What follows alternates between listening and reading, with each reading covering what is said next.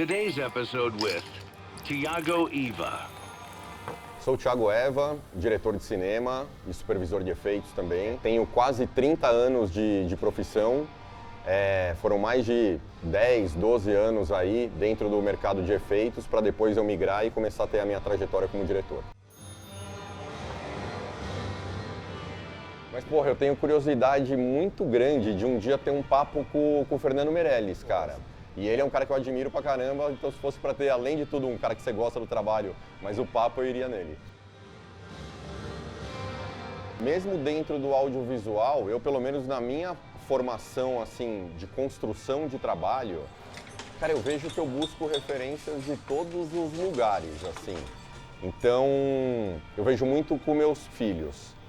Cara, eu vejo que tem hora que eu tô num rolê infantil que eu posso olhar alguma coisa ou passar por alguma situação que, pô, você guarda aquilo pra alguma coisa. E em cima disso, o que eu não deixo de fazer, não importa pra onde é a questão de viagem. Porque eu acho que é o maior, assim, a maior forma de você se alimentar nesse sentido de tudo. Então, cara, numa viagem você pode comer, você pode ver um visual, você pode conhecer uma pessoa e aí tudo acaba te alimentando, assim.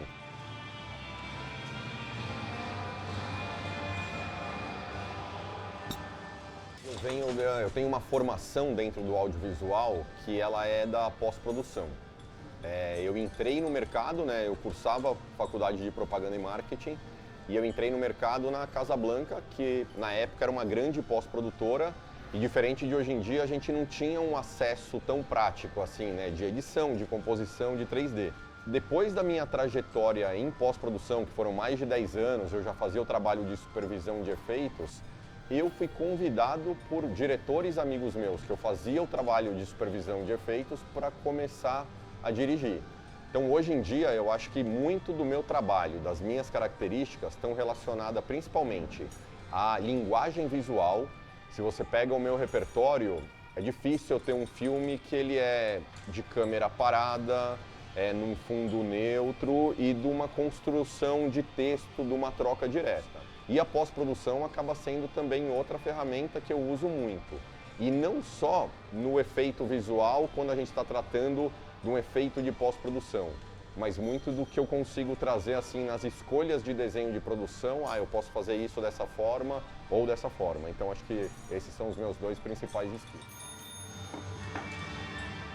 Depois de eu ter essa leitura do roteiro, né, conhecimento do projeto, da marca, da música de um clipe, o que for, eu acho que o principal é isso me provoca ou não.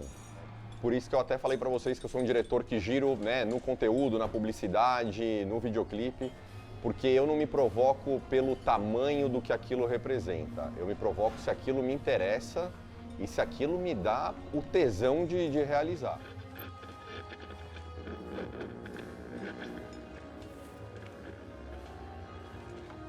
Quando eu recebo um convite para realizar um videoclipe via artista ou via gravadora, a primeira coisa que eu faço é pedir para escutar a música.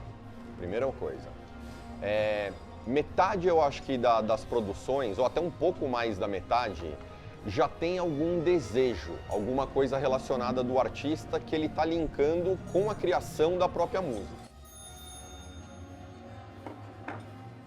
Tratamento eu acho uma das fases assim do nosso trabalho muito importante mesmo. Hoje em dia é muito normal a gente ter uma concorrência que ela pode ir de 3 até 7, 8, né, produtoras, diretores, diretoras. E eu, além de eu enxergar o tratamento como um exercício meu até a realização daquele filme, eu acho que é muito importante para quem eu estou tentando conquistar aquele trabalho. E não só virar uma disputa de números, de orçamento, ou eu só tá mostrando o meu trabalho pelo que eu já fiz. Eu hoje em dia eu gosto de trabalhar no tratamento com o meu acervo, e quando eu falo o meu acervo, vai o meu acervo de vida, de tudo que já me alimentou, que já me provocou, que eu possa colocar naquele trabalho, mas muito também do que eu tenho no meu HD de diversas experiências que eu já tive, né? Tanto de realização de um filme ou da realização da busca de um projeto, de um tratamento que eu fiz. E eu gosto sempre de trabalhar no tratamento, na maioria das vezes, com alguma assistência criativa. Porque eu acho isso também que é uma das principais coisas do nosso trabalho, a gente ter a nossa troca para chegar num resultado.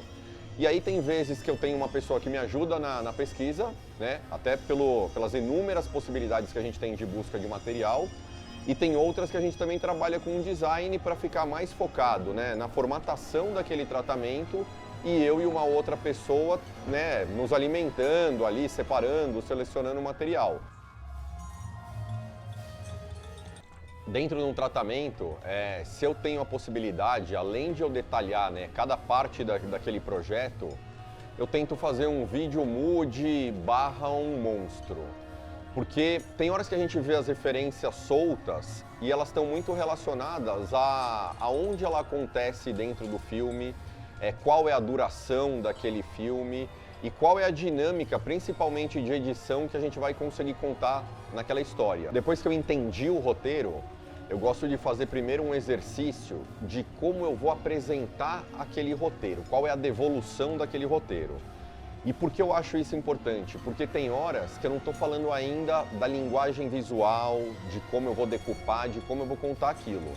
Pode ser uma troca de ordem no roteiro. Eu posso enxergar ali alguma coisa que eu falo, pô, e se eu contar isso daqui um pouco antes, que vai preparar e vai valorizar aquele momento final. Então, sempre é isso, é como eu quero contar aquela história.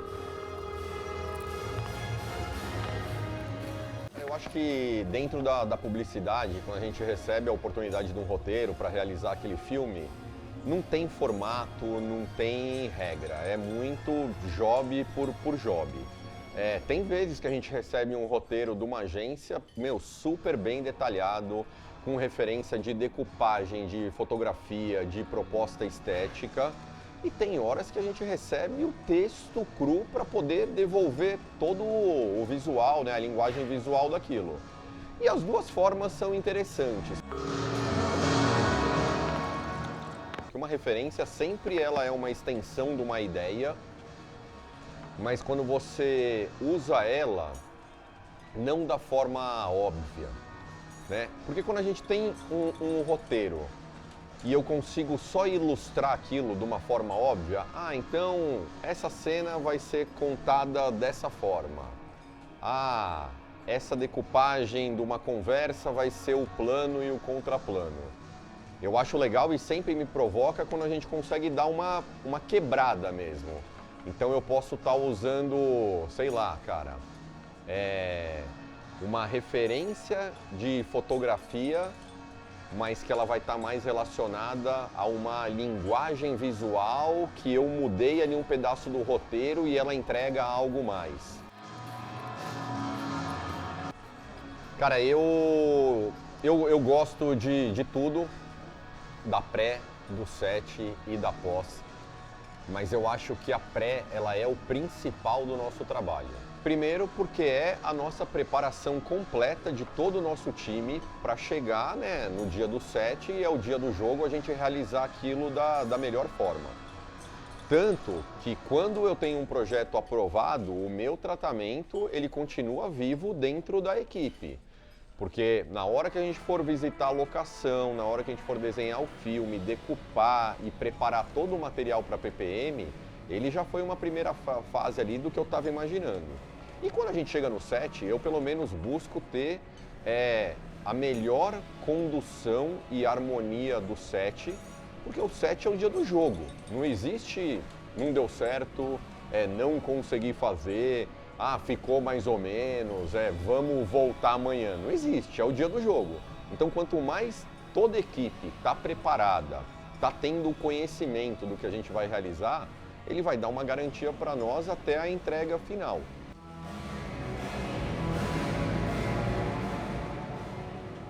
E aí, são vários assim, cara. Eu já comentei pra vocês que eu gosto de esporte. Tem alguns filmes clássicos da Nike, que é o jogo de futebol no Coliseu. O jogo de futebol dentro do aeroporto. Eu acho do caralho, assim, cara. Eu acho muito, muito legal. E muito pela minha paixão de tênis, a Vivo faz muito filme com o Nadal. puta, eu fico nessa provocação. Eu falo, cara, uma hora tem que cair um orçamento desse, cara.